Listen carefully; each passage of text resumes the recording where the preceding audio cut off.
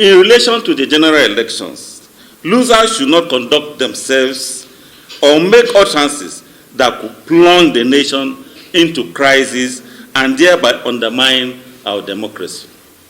Matawalle is knowingly fueling the misplaced discontent of the children of anger who had concluded that mere rants on social media would win them election and who are now looking for excuses and validation to ground the country with protests in their bid to frustrate the inauguration of the next government and consequently precipitate an interim government. Something that would truncate democracy.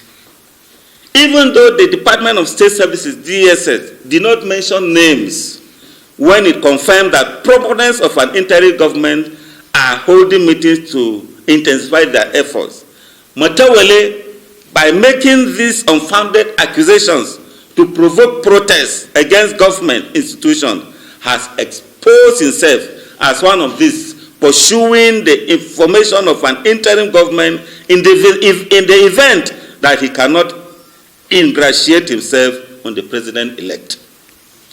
The Zamfara state governor has become a loose cannon that must be immediately reeled in.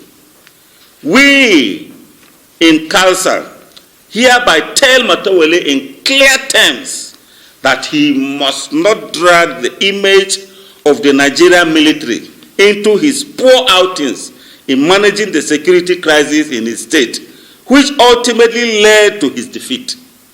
He practically failed to provide good governance and has been consequently rejected by his people and the masses. We therefore find it bizarre that Matawalle is now claiming that soldiers were deployed to punish him for challenging the Naira redesign policy.